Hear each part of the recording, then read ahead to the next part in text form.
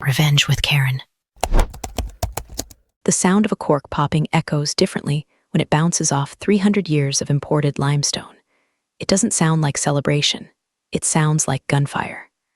I was standing by the infinity edge of the Villa Mariposa, a property I had spent the last 24 months bringing back from the dead. I wasn't wearing my usual closing day armor, the St. Laurent blazer, the heels sharp enough to puncture a lung. It was in oversized linen trousers and a sun hat, checking the pH levels of the saline water because my actual pool maintenance guy, Eduardo, was out with the flu and I refused to hand over a cloudy pool. That's the difference between a flipper and a developer. A flipper paints over mold, I exercise it. That's when I heard it, the slap of expensive leather loafers on my travertine deck. Hey, you, the one with the stick. I didn't turn around immediately. I took a breath, hailing the salt air of the Pacific and the faint, sickening scent of aggressive cologne, something that smelled like burning pine needles and desperation. When I finally pivoted, net in hand, I saw him. Logan, the buyer. He looked exactly like his dossier suggested. 30-something, wearing a t-shirt that probably cost more than my first car but looked like it had been chewed on by a goat, and sunglasses that were reflective enough to show me my own bewildered expression. It was flanked by 3 other clones, all holding champagne flutes that I recognized from the staging inventory. My crystal. My vintage Baccarat crystal. Clean the pool, girl. Logan laughed, gesturing with a glass that was dangerously close to spilling sticky Krug Grand Cuvée onto the porous stone. This house is sold. Get lost after you get those leaves out. We've got a vibe to curate here. I lowered the net. The water dripped onto my sandals. Excuse me, the leaves, he said, speaking slowly, as if I were a malfunctioning Roomba. Scoop them, then vanish. My guests are arriving at 6. I want this place looking like a render. He turned back to his friends, already dismissing my existence. Can you believe the acoustics out here? We're gonna put the DJ booth right over the water. It's gonna be sick. I stood there, gripping the aluminum pole of the skimmer net until my knuckles turned the color of raw dough. This man was technically 3 days away from owning this house. The wire transfer was pending. The title company was preparing the binder. In his mind, he was already the king of the castle. In my mind, he was a barbarian at the gate. It's funny how people assume that because you're doing manual labor, you're invisible. I've sold properties to tech moguls, oil heirs, and silent movie stars. The one thing they all had in common was a basic fear of the person holding the keys. Logan had no fear, just unearned confidence and a crypto wallet full of Ethereum. By the way, if you enjoy stories about arrogant jerks getting exactly what they deserve, do me a favor and hit subscribe button and maybe drop a like. It keeps the caffeine flowing and helps me tolerate people like Logan. Thanks, you're the best. I think there's a misunderstanding, I said, keeping my voice level. It's a tone I perfected during my divorce, frequency that usually shatters glass. The property hasn't transferred possession yet. Strictly speaking, you're not supposed to be here without an agent. Logan spun around, lifting his sunglasses. He looked me up and down, sneering at my linen pants, my lack of makeup, the smudge of dirt on my cheek. Possession? He mocked, air-quoting the word. Babe, the money is in the ether. It's done. I'm just getting a head start on the renovations. Now, are you going to clean the pool? Do I need to call your boss and tell him his cleaning lady has an attitude problem? One of his friends, a guy wearing a fedora in 2024, snickered. Careful, Logan. She might hex the water. I looked at the pool. I looked at Logan. I looked at the champagne glass leaving a ring on the outdoor kitchen counter I had custom milled in Italy. In that second, 1,000 responses flooded my brain. I could tell him I was Catherine Vale, could tell him I owned half the hillside. I could tell him that the boss he wanted to call was me, and I was currently debating whether to drown him in the shallow end. But I didn't. Something cold and reptilian woke up in the back of my brain. It was the part of me that negotiated multi-million-dollar liens and navigated zoning wars with city councils. It was the predator that had been dormant since I finished the renovation. You're right, I said, smile stretching across my face. It wasn't a nice smile. It was the smile of a shark sensing blood in the water. I should get back to work. I'll make sure the pool is perfect. Logan didn't even acknowledge the capitulation. He just waved a hand dismissively and turned back to the ocean. Great, and grab us some more ice while you're at it. The freezer is in the cabana. I watched him walk away, strutting across my terrace, claiming my view. He thought I was the help, thought the deal was done. He thought money could buy him immunity from manners. I dipped the net back into the water, engaging in the rhythmic, meditative motion of skimming. back and forth, back and forth. He had no idea. The closing papers were sitting on my desk in the city, 40 miles away, and right next to the line for his signature, there was a blank space for mine. A space that was currently and legally empty. Clean the pool, I whispered to myself, watching a dead wasp float into the trap. I'll clean the whole damn house. I waited until they left for dinner. They piled into a matte black G-Wagon that looked less like a car and more like a war crime on wheels, roaring down the quiet coastal road toward the only sushi place in town that serves gold leaf rolls. The silence that rushed back into the Villa Mariposa was heavy. It wasn't peaceful, it was bruised. I unlocked the main doors, massive, claimed oak slabs from a French monastery, and stepped into the foyer. I didn't turn on the lights. I didn't need to. I knew every shadow in this house because I had personally argued with the lighting designer about their placement for 3 weeks. When I bought this place 2 years ago, it wasn't a villa. It was a carcass. The previous owner had been a washed-up producer who let the termites throw a festival in the load-bearing walls. Roof leaked so badly that the living room had its own ecosystem of moss. Everyone told me to tear it down. It's a scrape, Catherine, my contractor said. Just build a glass box and sell it to a tech bro. But I couldn't. I saw the bones. I saw the arched hallways that mimicked the curves of the coastline. I saw the potential for redemption. At the time, I was going through my own demolition. My husband of 20 years had just left me for Pilates instructor named Tinsley, leaving me with a hollow chest and a forensic accountant. Fixing this house wasn't a job.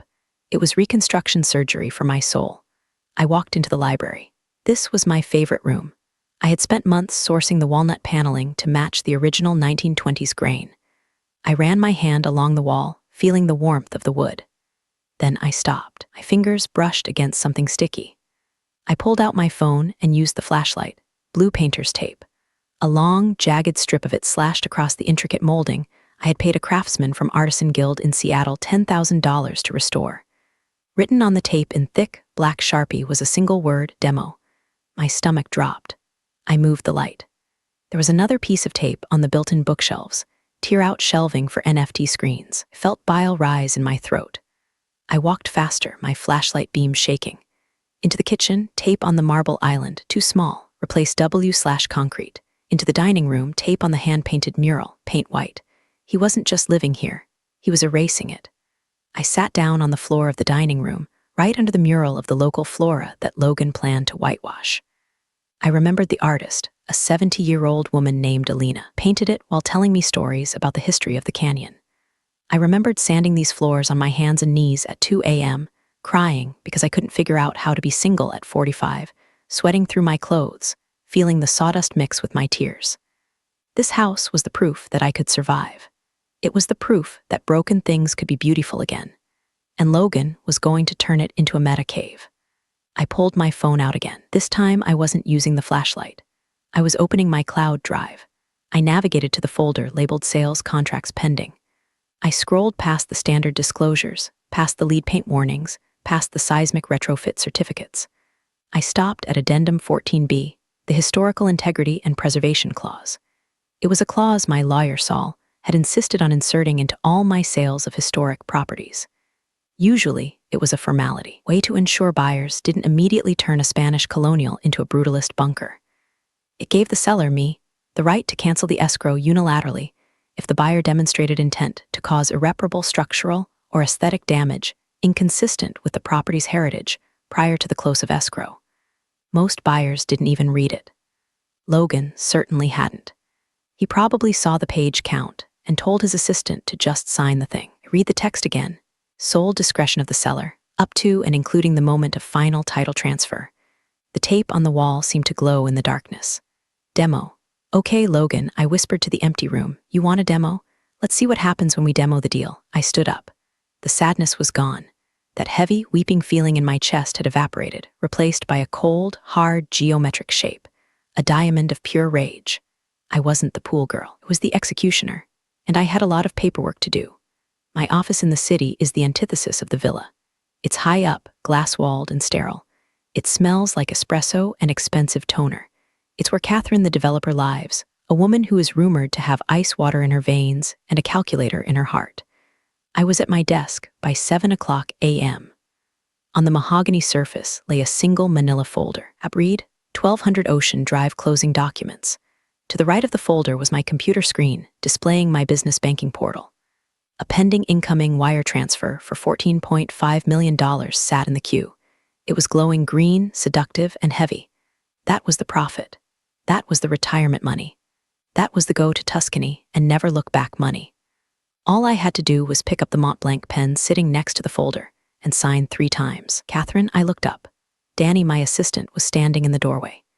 Danny is 24, wears vintage band t-shirts under her blazers, and can find out a person's social security number, blood type, and deepest regret in under 10 minutes using only Instagram. She looked worried. She was holding her iPad like a shield. What is it, Danny? Did the title company call? No, she said, biting her lip. I saw you were reviewing the Ocean Drive file. I think you need to see something before you sign. She walked over and placed the iPad on my desk. It was a screen recording of a live stream. The timestamp was from last night. The video was shaky, vertical. It was Logan's face, close up, pores and all. He was clearly drunk, holding a bottle of tequila in the library of my house. Yo, what's up, crypto kings and queens? Logan yelled into his phone. The audio was distorted, clipping with his volume. Welcome to the future HQ of Alphabet. I just bought this dump from some old lady for pennies. I felt a muscle twitch under my eye. Old lady. Check this out, Logan continued, spinning the camera to face the antique fireplace, a 17th century French limestone mantel I had imported crate by crate. See this old rock? Ugly, right? We're gonna sledgehammer this garbage tomorrow. Gonna put a floor-to-ceiling LED wall here. Streaming charts 24/7, baby. He literally kicked, the base of the mantel. A cloud of ancient dust puffed up. And don't worry about the neighbors, he laughed, winking at the camera. I already paid off the HOA president. We're gonna turn this place into the Playboy Mansion 3.0. No rules, no limits. If the walls could talk, they'd say, help me, Logan, I'm boring. Well, Daddy's home. The video looped. Daddy's home. Daddy's home. And he watched me. She knows my tell. When I'm angry, I don't yell. I go very, very still. He called it a dump, Danny whispered. He called the Villa Mariposa a dump. He called me an old lady, I corrected, my voice barely a whisper. And he kicked the mantle of St. Louis. I looked at the wire transfer on the screen. $14.5 million. It was a lot of money, but I had money. What I didn't have was patience for vandals in Gucci slides. Danny, I said, leaning back in my Aeron chair. Get Saul on the phone. Tell him I have a question about the definition of material breach of contract. Is the deal off? She asked, her eyes widening. Not yet, I said, picking up the pen and tapping it rhythmically against the unsigned signature line. He wants to throw a party. Let's let him throw the party. He wants to play daddy. Let's show him who the matriarch is. I want everything on him, Danny. Permits, previous lawsuits, credit history, rumors, DMs. If he jaywalked in 2012, I want to know about it. And get me the guest list for this housewarming he's throwing. Danny grinned. It was a vicious, delightful look. He's using an event planner, I know. I can have the list in 5 minutes. Good, I said, turning my gaze back to the frozen image of Logan's foot connecting with my limestone. And Danny? Yeah, boss, cancel my nail appointment. I have a pool to clean. Guest list arrived in my inbox 20 minutes later, courtesy of Danny's network of terrifyingly efficient Gen Z spies. It wasn't just a list of names. It was a roster of the worst people on the internet. I scrolled through the spreadsheet. Crypto Chad, 2M followers, Bella Vibes, TikTok Hype House, The Wolf of Wall Street, not the real one, the knockoff. There were over 100 names. Sponsors included a sketchy energy drink company and an even sketchier gambling app. But what caught my eye wasn't the attendees. It was the notes column on the far right, clearly written by Logan's personal assistant for the event staff. I scanned the rows until I found my own name, or rather, the absence of it. There was a specific instruction highlighted in red. Security note, if the decorator lady Catherine shows up, keep her away from the VIP area. She's a buzzkill. Tell her to stick to the service entrance. Do not let her talk to investors, decorator lady. I've developed 3 city blocks. I've revitalized historic districts. I've been featured in Architectural Digest twice. And to Logan, I was just the decorator lady who picked out the throw pillows. My phone buzzed. It was Saul, my lawyer. Catherine, his voice was gravelly, worn down by 40 years of contract law. I'm looking at the addendum. You're playing with fire. If you pull the plug at the 11th hour, he's going to sue. He's going to sue you, your LLC, and probably your cat. Let him sue, I said, typing furiously on my other screen, pulling up the city's zoning database. Did you see the video, Saul? I saw it. The guy is a moron, but being a moron isn't a breach of contract. Clause 14b says intent to damage. He literally said he's going to sledgehammer a historical fixture. On video, 2 million people.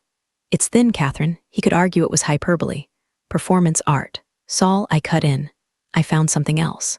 I was looking at the city's permit portal. There was a recent application filed under the address 1200 Ocean Drive.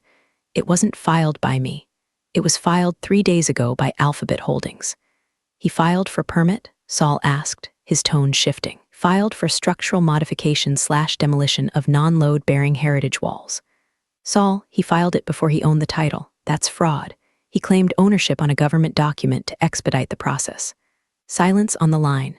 I could hear Saul smiling. Well, Saul said slowly, that changes the texture of things. That's not just a breach. That's perjury on a municipal application. That gives us leverage. I don't just want leverage, Saul. I want a show. Catherine, don't do anything dramatic. Just let me send the letter. The letter won't stop the party tonight, I said. He's got 100 influencers coming to trash my house. If I cancel now, he destroys the place out of spite before the sheriff gets there. I need to be there. Catherine, draft the void notification, Saul. Put it in a sealed envelope. Give it to me. I'll handle the delivery. You're going to the party? I was invited, I lied. Well, decorator lady was told to use the service entrance, so I think I'll do exactly that. I hung up. The plan was crystallizing. It was dangerous. If I messed this up, I could lose the sale and get sued for bad faith. But the image of that blue tape on my walnut walls was burned into my retinas. I opened my closet in the office, the one where I keep a change of clothes for site visits. I pushed past the silk blouses and the cashmere. I reached for the back, pulling out a pair of generic beige work pants and a navy polo shirt that said staff on the breast pocket, left over from a charity gala I organized last year. I held it up against the window. The city skyline reflected in the glass. Time to suit up, I said. I arrived at the villa at 3:00 p.m. The transformation was horrifying. The driveway was clogged with catering trucks. Huge, ugly speakers were being rigged up on the lawn, cables snaking through my lavender beds like black pythons. A banner was draped over the front entrance. Logan's launch pad, to the moon. I parked my Range Rover 3 blocks away, hidden behind a hedge, and walked up the hill. I had my hair pulled back in a severe, messy bun. I wore the beige pants, the staff polo, and a pair of oversized sunglasses. I carried a clipboard. If you carry a clipboard and walk fast, no one questions you. It is the universal passport of the working class. I slipped through the side gate. The air smelled of roasting pig, a spit roast was being set up on the tennis court, and anxiety. Planners were screaming into headsets. Where is the ice sculpture? Why is the ice sculpture melting? It's supposed to be a Dogecoin, not a puddle. I kept my head down, weaving through the chaos. I made my way to the pool terrace. Logan was there, naturally. He was shirtless now, glistening with oil, directing a crew of guys who were installing a floating platform in the pool. Careful with that. Logan yelled, that platform needs to hold the dancers. If they get wet, I'm not paying you. He turned and saw me. For a second, I thought he recognized me as the seller. But the sunglasses and the beige pants did their work. He just saw a silhouette of servitude. Hey, pool girl, I stopped. My hand tightened on the clipboard. Yes, I thought I told you to clean this. There's still dust on the water. It's surface tension dust, I said, making it up. If I skim it now, the chemicals will imbalance. He stared at me blankly. Whatever, just make it look wet and expensive. And hey, go tell the bar staff inside to start opening the Magnum bottles. We need them breathing. I nodded, of course. Any particular vintage? The big ones, he said, turning away. The ones that look good on camera. I walked past him toward the house. As I passed the outdoor kitchen, I saw the catering manager, a woman I recognized named Alina, who I had hired for my own firm's holiday party 2 years ago. Alina looked up, saw me, and her eyes went wide. She started to say, Miss Vale. I pressed a finger to my lips instantly. SHHH, Alina froze. She looked at my outfit, then at the chaos around us, then back at my face. She was a professional. She understood instantly that a game was being played. Can I help you? The inventory? She asked, improvising perfectly. I leaned in close. Alina, listen to me carefully. Do not prep the wine room. The vintage collection in the cellar, keep it locked. Serve the catering wine. Serve the stuff he brought.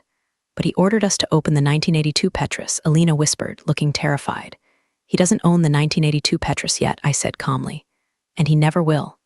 Keep the cellar locked. If he asks, tell him the key broke. Tell him I have the spare. You're staying? Oh, I'm staying, I said, glancing back at Logan, who was now taking a selfie with the roasting pig. I have a front row seat. Miss Vale, Alina whispered, a small smile appearing. They are drilling holes in the travertine for the DJ booth. I know, I said, don't worry. The bill is going to be astronomical. I walked into the house. It was cool and dark. I could hear the bass testing outside, thump, thump, thump, like a headache trying to get in. I went to the library. The blue tape was still there, demo. I reached into my bag and pulled out the envelope Saul had given me an hour ago. It was heavy, cream-colored paper, wax seal. It looked like a wedding invitation, but it was a funeral notice for his dreams. I placed it inside the drawer of the antique desk in the corner. Enjoy the party, Logan, I whispered. It's going to be a short one. The sun began to dip below the horizon, painting the sky in violent shades of bruised purple and orange. The guests started trickling in. I had retreated to the servants' quarters, a small, tasteful studio above the garage that I had originally designed for a live-in housekeeper. It had a direct view of the main house and the driveway. It was my command center. My phone lit up. It was Logan's real estate agent, a guy named Bryce, who wore suits that were too tight and smiled with too many teeth. Text from Bryce, Catherine, we need the final countersigned doc. Logan is freaking out. He wants to flash the deed during his speech tonight. PLS send ASAP. I typed back slowly. Me having some scanner issues. The file is corrupt. Resending shortly. Bryce, he is literally screaming at me. Just take a pic of the signature page and text it. Me, technical difficulties. Stand by. I put the phone down. Let him scream. Below me, the noise was rising. Fleet of Ubers and rented Lamborghinis was clogging the driveway. Women in dresses that defied physics and men in streetwear that cost more than my mortgage were spilling out. Phones raised, live streaming their entry. I opened TikTok on my burner account. I searched for #Logan launch. The first video was trending. It was Logan, posted 10 minutes ago. He was wearing a white suit that made him look like a cocaine-addicted televangelist. What's up, guys? He shouted over the music. We are live from the mansion. Just waiting on the final paperwork from the seller. Some menopausal pool lady who can't figure out how to use DocuSign. Seriously, why do boomers even own property? She's probably trying to find her reading glasses. But who cares? We are in. Possession is 9/10 of the law, right? He laughed. His friends laughed. The comments rolled in. Elmau boomer remover. By her life, Logan. Savage. I stared at the screen. Menopausal pool lady. I am 46. I run a $20 million portfolio. I do yoga 5 times a week. And yes, my reading vision is slipping, but I can still read the fine print better than he ever could. The insult didn't hurt, it clarified. It stripped away the last lingering doubt I had about professionalism. This wasn't business anymore. This was a public service. I was taking out the trash. I checked the time. 7:45 p.m. The sun was down. The party was in full swing. The bass was shaking the window frames of the garage apartment. I stood up and walked to the mirror. I stripped off the beige pants and the polo shirt. Underneath, I wasn't wearing Spanx. I was wearing a black silk jumpsuit by Alexander McQueen. It was tailored to within an inch of its life. Sharp shoulders, plunging neckline. It said owner. It said goddess. It said run. I let my hair down, shaking out the messy bun into loose, calculated waves. I applied a coat of red lipstick. The shade is called Russian red, but I call it war paint. I slipped into my heels, 4 inches of steel. I checked the permit printout one last time. Applicant, Alphabet Holdings, date, Oct 14th. He had signed his death warrant on government stationery. I grabbed my clutch. I didn't need a key to the main house. I knew the code. I knew the pressure points. I opened the door of the studio and stepped out into the cool night air. The music was deafening now, a thumping techno beat that vibrated in my sternum. I walked down the stairs. The shadows concealed me. I moved toward the main terrace, not as a ghost, but as the haunting itself. It was time to toast the host. The main terrace was a circle of hell Dante forgot to write about. 300 people were crammed onto the stone deck. The air was thick with vape smoke, marijuana, and cheap ambition. A DJ was spinning on the platform Logan had built over the pool, and a girl in a bikini was fire dancing dangerously close to my drought-resistant landscaping. I moved through the crowd like a shark through a school of tuna. People bumped into me, spilling drinks, not apologizing. They didn't look at faces, they looked at follower counts. Since I didn't have a camera crew, I was irrelevant obstacle. Excuse me, guy with face tattoos muttered, shoving past me to get to the oyster bar. I didn't shove back, I just glided. I made my way to the edge of the crowd, near the French doors leading to the living room. From here, I had a clear view of the stage, the elevated step where Logan was holding court. He was holding a microphone in one hand and a magnum of champagne in the other. He was sweating. The white suit was already stained. Listen up. His voice boomed over the speakers. It dipped. I just want to say, looking around tonight, this is what winning looks like. Cheers, whoops. Someone threw a glow stick. They told me crypto was dead. Logan yelled. They told me I was crazy. But look at this place. We took it. We conquered it. This is the Alphabet headquarters now. He gestured grandly at the house behind him, my house. And to the previous owners, he sneered, thanks for keeping the seat warm. But history is over. The future is here. He raised the bottle. The crowd roared. I stood perfectly still, my arms crossed. I wasn't looking at Logan. I was looking at the woman standing next to him, his fiancée. Her name was Crystal, I recalled from the file. She was young, pretty, and looked bored. But as she scanned the crowd, her eyes locked onto mine. She blinked. She frowned. She looked at my dress, the McQueen, and then at my face. She looked at the way I was standing, the authority, the lack of a smile. I saw the realization hit her. She nudged Logan. Babe, I saw her mouth the word. Not now, Logan brushed her off. Babe, look, she pointed at me. Logan squinted through the spotlights. He looked in my direction. At first, he didn't see me. He just saw a woman in black. Then I took a step forward into the light. I didn't wave. I didn't yell. I just stared at him with the cold, dead eyes of a woman who has survived a divorce, a market crash, and a renovation. Logan's smile faltered. The microphone dipped. Is that? He muttered. The speakers picked it up. Is that the cleaning lady? I smiled. It was the same smile I gave him when he told me to clean the pool. But this time I wasn't holding a net. I turned and walked through the open French doors into the living room, into my living room. I heard Logan's voice over the speakers, nervous now. Hold on, guys. Technical difficulty. DJ, keep it going. Dropped the mic and scrambled off the stage, following me inside. The trap was sprung. He was coming to me. I walked to the antique desk. I opened the drawer. I took out the envelope. I turned around just as Logan burst into the room, his face flushed with adrenaline and champagne. Hey, he shouted. What the hell are you doing? I told you to use the service entrance. And where did you get that dress? Did you steal it from the closet? I laid the envelope on the desk. Hello, Logan, I said. My voice was calm, resonant in the high-ceilinged room. I think it's time we discuss the closing. Logan skidded to a halt on the Persian rug. The bass from outside was muffled here, a dull throb like a dying heartbeat. Discuss the closing? He laughed, a breathless, incredulous sound. Lady, you're the help. I don't discuss closings with the help. Get out before I call security and have you thrown out. He reached for his phone. Actually, I'm gonna record this. This is content. Crazy cleaning lady crashes party. I waited until he had his phone raised. My name, I said, enunciating clearly, is Catherine Vale. I am not the cleaning lady. I am the owner of this property, and the developer you've been insulting on TikTok for the last 6 hours. Logan froze.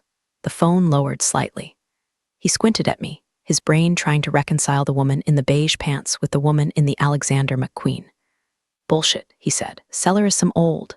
He trailed off. He looked at my eyes. He saw the recognition. Oh, he said, the arrogance didn't vanish, it just shifted gears. Oh, wow, okay, so you're the seller. Came to crash the party? Little weird, but whatever. Did you bring the papers? Bryce said you were having scanner issues. He held out a hand, snapping his fingers. Give him here. Let's get this over with. I got investors waiting. I didn't bring the papers to be signed, Logan, I said, tapping the envelope on the desk. What, you want more money? He rolled his eyes, reaching into his jacket pocket. Classic, you see the Lambos and you want a squeeze. Fine, how much? 10 grand, 20? I'll Venmo you right now, just sign the deed. It's not about money. Everything is about money, he spat. Don't give me that philosophical crap. I bought the house. The money is in escrow, it's done. You're just a squatter with a nice dress at this point.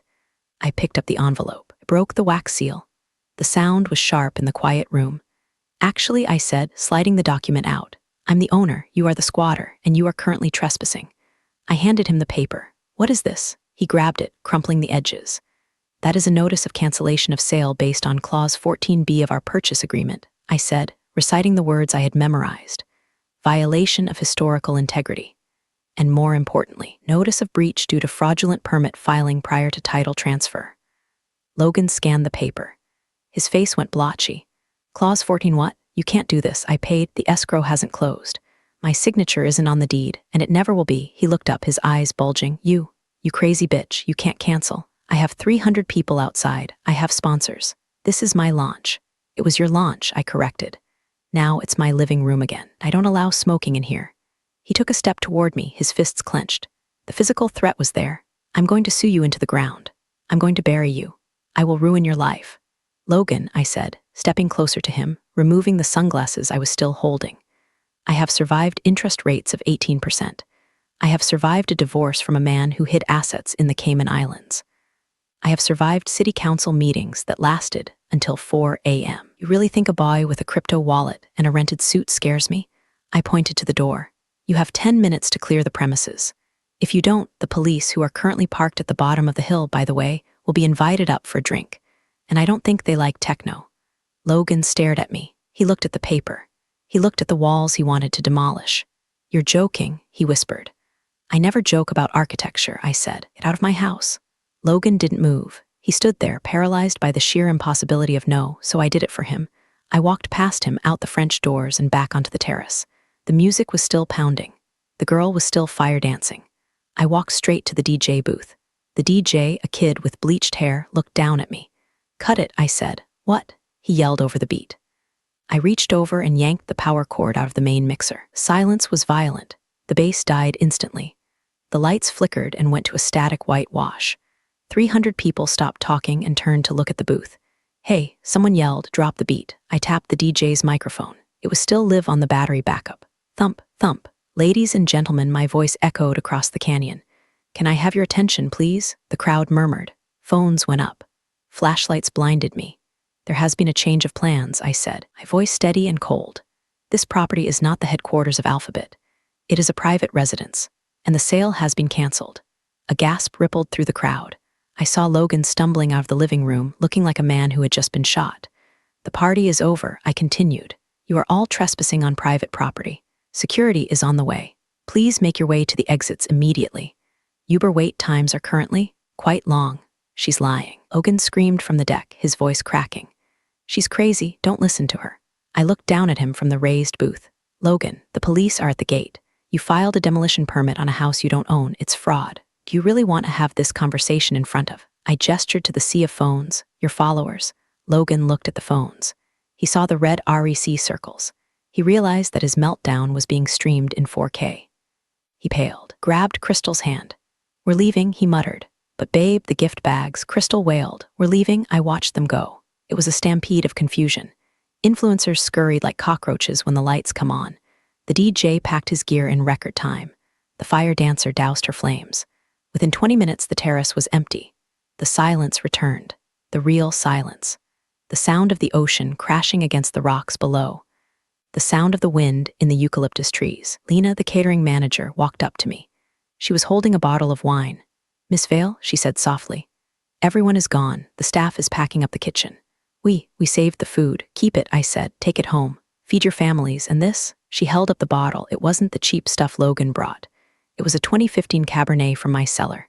She must have unlocked it. He asked for the good stuff. Alina smiled conspiratorially. I thought you might need a glass. I took the bottle and 2 glasses. Join me, Alina. We walked to the edge of the infinity pool. The water was dark and glass-like. I sat on the coping, dipping my feet, still in the McQueen heels, into the water. I didn't care. I poured the wine. We clinked glasses. You lost the sale, Alina said quietly. That was a lot of money. I kept the house, I said, looking at the limestone facade glowing in the moonlight. And I kept my dignity. The market will turn. Will be other buyers. Ones who don't wear sunglasses at night. I looked down at the water. Floating near the edge was the skimmer net I had used earlier that day. I picked it up. It was light, cheap aluminum. But in my hand, it felt like a scepter. Besides, I took a sip of the wine, feeling the warmth spread through my chest. I finally finished cleaning the pool. The trash is gone. I drank to the sound of the ocean, and for the first time in 3 years, the house didn't feel like a project. It felt like home. Well, that was a ride. People never stop surprising me. Appreciate you sticking around to the end.